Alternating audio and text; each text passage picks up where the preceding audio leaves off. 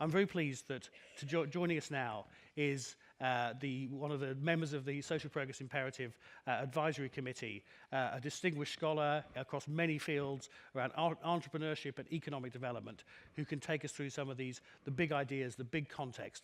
It's a great pleasure to welcome my teacher, my guide, my friend, Professor Scott Stern.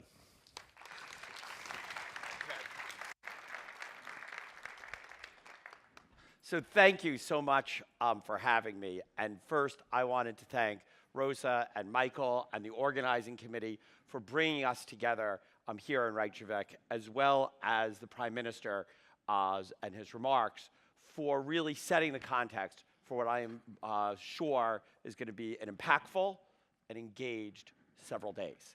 We already had a bunch of good work yesterday, doing the hard work of thinking about how we might progress, hearing about updates of various indices and actions and impacts around the world, bringing some, and that was just the beginning of the exciting work that we're going to be doing over the next 2 days. And so what I want to do in a short amount of time is try to set a little bit of context and a little bit of connecting the agenda of why we are all here in a world that, as both Michael pointed out and as the Prime Minister mentioned, are polarized, in a world that is uncertain. If you ask people today, what is the world going to be like next year, in a few years, people are not sure. There seems to be differences that seem unbridgeable.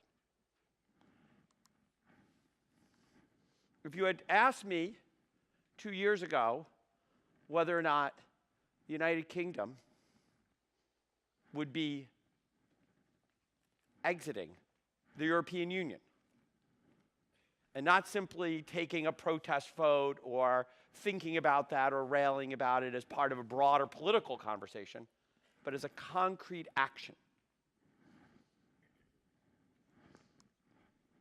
If you'd asked me whether or not Donald Trump was going to be president, well, I'm sure a few people would have lost money on that particular bet. But also, and I want to not talk about the Donald Trump in particular, but some of the partisan division and anger that we saw in the United States, both during the primary process as well as during the election. That's more true around the world. Right? We have a good group here from Latin America, and as many of our Latin American friends know, Venezuela, which has had a challenging decade, to say the least, is now on the verge of the loss of civil society.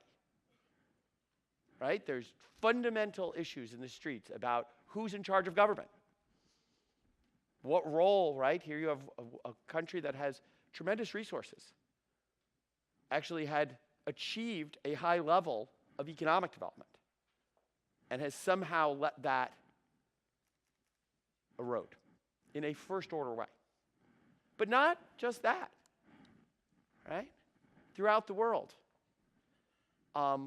whether or not we think about in protest movements in Hong Kong, the lingering consequences and legacy of an Arab Spring that failed to transform the nations that participated in a positive way. Sorry, I don't want to be too depressing. Okay? But it is a tough world. And interestingly, and this is actually the part that I really want to, as we were sort of thinking about how to set up the beginning of this meeting, to be honest, we got ourselves a little bit depressed. And interestingly, then, we made an important insight. Is the world's economy is actually doing okay. Not great. I'm an economist, and I read that same article that the Prime Minister did. And I think that if there were a council of social advisors alongside the economic advisors in the United States as well as in other states around the world, that would be a good thing. But there was the greatest financial crisis since the Great Depression in the United States. The banking system was fundamentally threatened. We are in one of the fulcrums of that tumult here in Iceland. And both Iceland, but as well as much of the global economy, in fact, got back to and achieved a reasonable, not great, but a reasonable level of traditional metrics of economic performance. But somehow, that achievement resulted not in tremendous global joy, but instead has resulted in this uniquely uncertain partisan time. Why is that?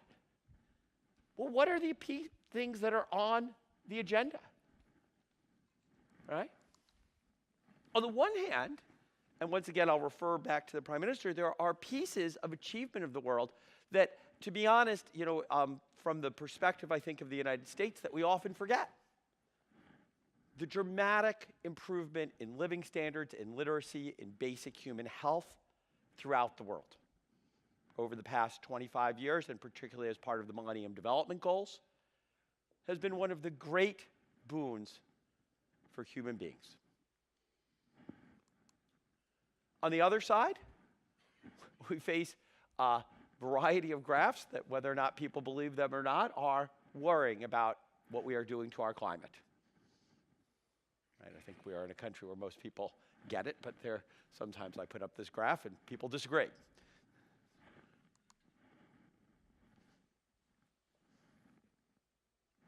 A world where the Canadian Prime Minister was able to achieve a very significant political notoriety and political win simply by the act of accepting children refugees from a country that is dissolving, that is torn by civil war. And finally, everyone in this room has a supercomputer in their pocket that seems to be transforming how we interact. And some of those dimensions are economic. We pay for our cell phones, we pay for our cell phone services, we pay for things through apps, but there's something else that's going on that enables a level of activity, of connectivity, of capability that otherwise is not possible. And so why do I talk about all this? It is to say that as an economist, as somebody who's worked in innovation, entrepreneurship, economic development, very often focused on traditional metrics of economic performance, that along with the social progress imperative, along with Mike Porter, we, a few years ago, thought, let's try to put on the agenda to bring together a variety of communities, to bring together a variety of lenses of people coming from very different perspectives to move beyond traditional economic metrics and incorporate an inclusive portrait of societal performance. And that is our work over the next 2 days, from index to action to impact. Most of you know I'm not going to spend much time at all, right? But the social progress imperative is organized around 4 very simple principles of what we might do to begin the conversation around measuring social progress. To focus on non-economic dimensions, to recognize that economic measurement and economic development is incredibly important, but stands alongside social progress. And we have to think about the relationship between them. By dividing, by separating the economic and social, and then contrasting them, we gain new and sharp insight into each. As a first step, to think about outcomes and not inputs. To try to make measurement that is relevant to the broadest range of countries, nations, and regions around the world. And that finally is concrete enough and that can lead to prioritization, and actionability. And that is the work we're about today. Social progress incorporates basic human needs, the building blocks that allow citizens to reach their potential, and the conditions that allow all citizens to reach opportunity. We put that together in a simple but hopefully constructive framework about components that lead to dimensions. 3 of those: basic human needs, foundations of well-being, and opportunity, that are then animated by a group of indicators that are then aggregated. That allows us to have a new portrait of what social progress looks like around the globe. And we're going to be hearing some of that. Michael will be previewing, if I'm not mistaken, tomorrow morning, some of the more granular details of our 2017 results. But just to kind of go back to 2016 for a second, sorry, right? What we can see is that there's, right, if the world, if the globe was a single country, and we look across all of those different components, the world scores an average about 62% of its potential, of measured potential, in terms of social progress. Even just looking at this one graph, just at a global level, I'm not going to do super detailed comparisons in our short time, it does tell you, just this little thing says one thing, that there are 2 components: tolerance and inclusion, and personal rights, where there is a relative weakness at the global level. Well, that seems to be exactly what we've been talking about as a society. The inability to address, right? The Prime Minister aptly and correctly, and Michael, talked about some of the great achievements we've made in actually addressing basic human needs, about some of the great things Costa Rica has done in terms of providing education for all of its citizens. But here, a very big agenda, not simply in one country, this country, that country, but at a global level and for a global agenda. Importantly, and I know many of you have seen this graph before, but GDP is not equal to social progress, and by separating them, you get insight into each. Yes, there's a very strong positive relationship between the level of economic development and the realized level of social progress. But as interesting as that overall arc is, are the outliers. Overperformers, where's Roberto, right? Costa Rica, both the origin of the index as well as one of the great overperformers in social progress, right? I think that Roberto and Maurizio were incredibly surprised when we first showed that result. But importantly, the underperformers. And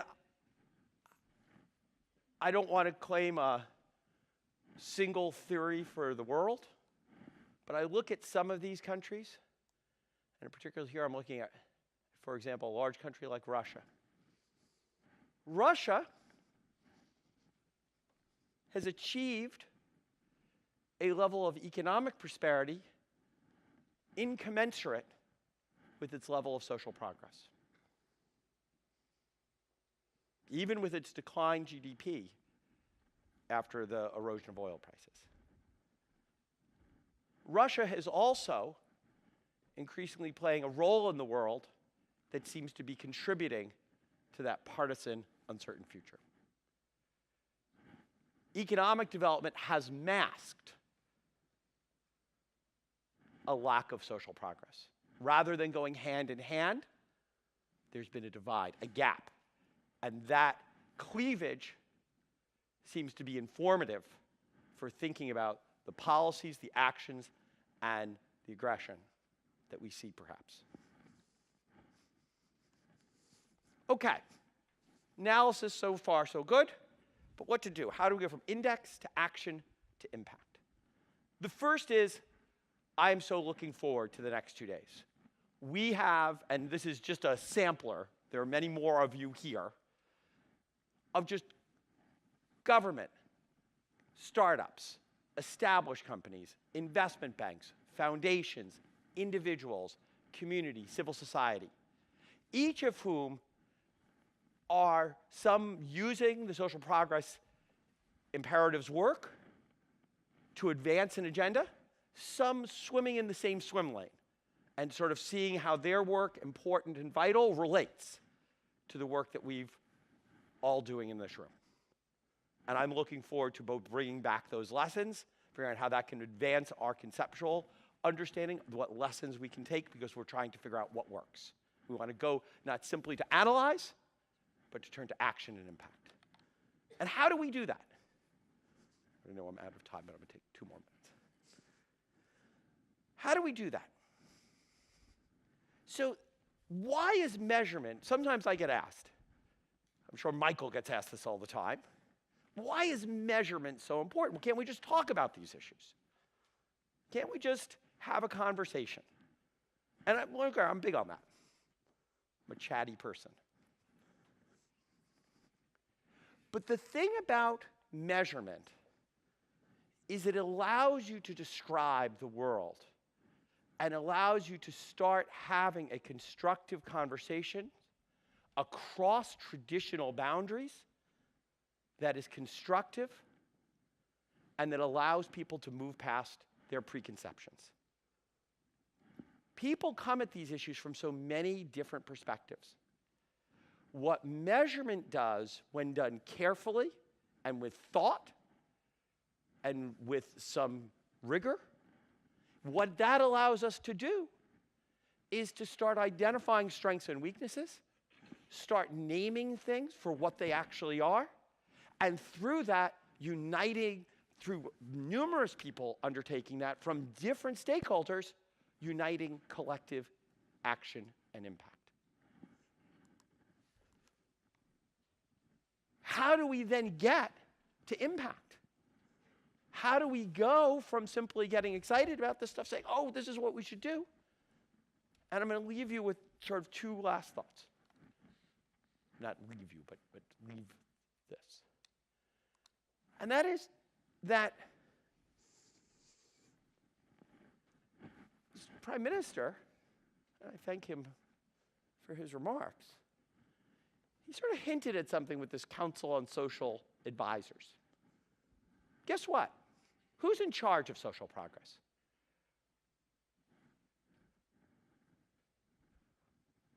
No one in particular. There are groups that have great responsibility, but other groups have a veto. To enable a constructive social progress agenda, the core of moving from action to impact, the core of moving to what works, is moving beyond a single agency, a single level of government, a single entity, and having different stakeholders gain shared understandings, develop prioritization, and coordinate their activities in order to create real change around the issues that are most vital and most important. And I'm going to leave you with one last piece. Why is that, when we think about why is that such a hard thing? Why is it so hard to understand what we should all do? And the answer is because we all see the world in a very different way, even sometimes in ways that we do not understand. A few years ago, we all lost a morning or 2 to the following picture. How many of you see that as a gold and white dress? How many of you see it as a blue dress? Okay, so wait, hold on. Put up your hand. Now, I see that as gold and white. Who sees it as gold and white? Can you believe the woman next to you, you right there? Okay, what's your name? My name is Vala. Vala? Okay, who's next to you? Karen. Okay, Karen, what do you see that as? Blue. Do you think she's lying?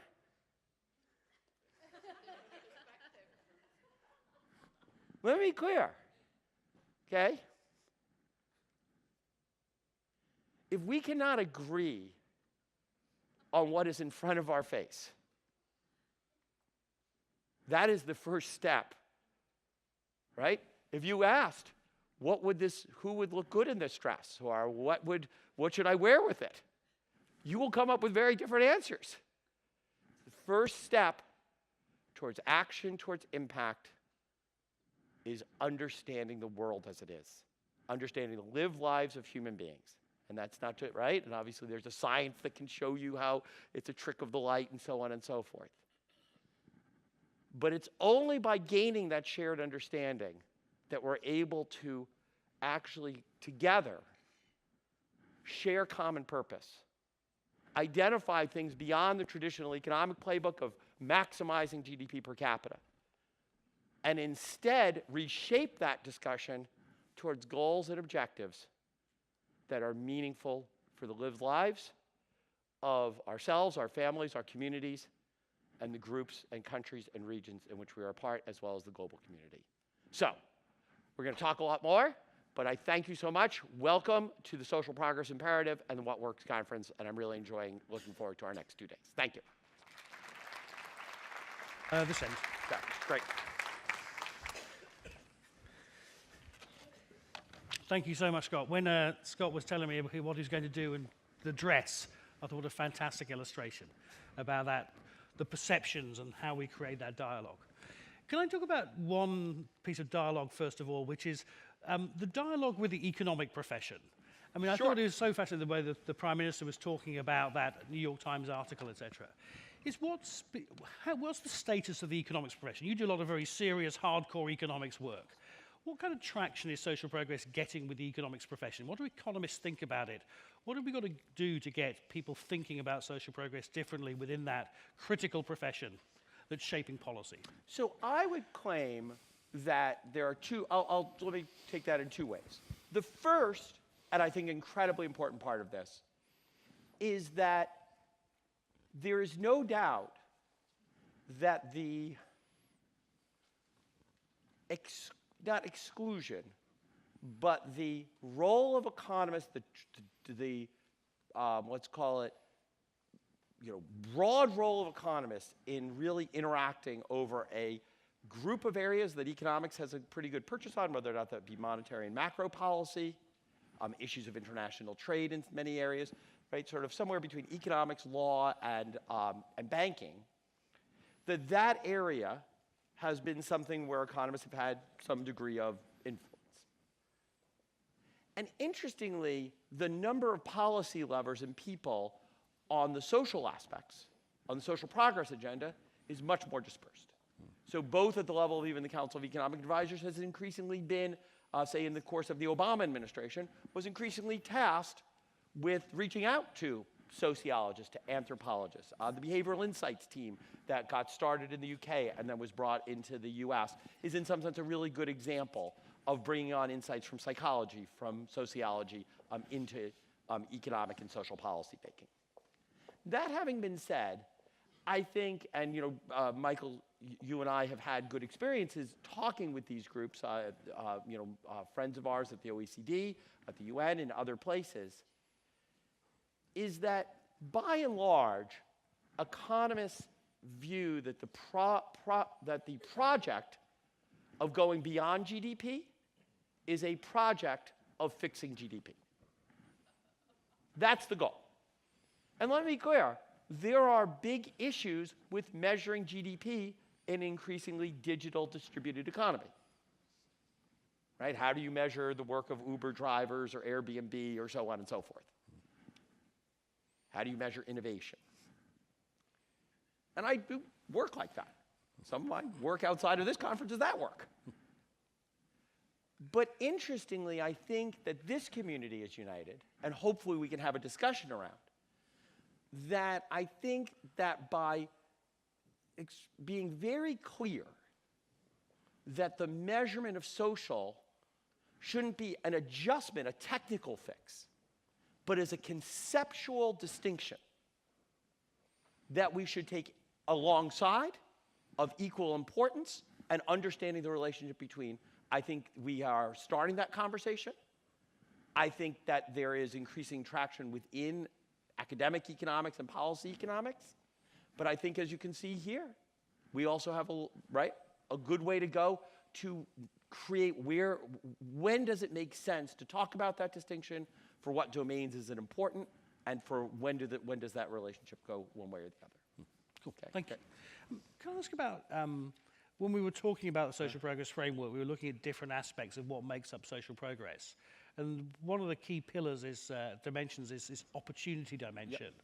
And you've thought a lot about why this really matters in the framework. So maybe you can just say a couple of words about that. So I think that of the things that when we reached out, when we listened across various academic disciplines, policy people, civil society, when we were trying to surface a sharp but comprehensible framework for the Social Progress Index, I think one thing that we did early on was say that there was a dimension, opportunity, about inclusion, about rights, about access to knowledge, advanced education, about the ability for human beings to chart their own path of faith, their own path of knowledge, their own path of the choices they make in life,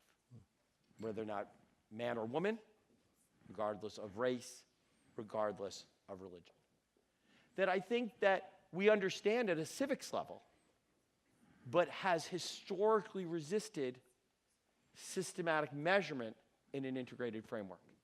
And I think some of it, and we had thorny issues of how to do that well, and we can always get better.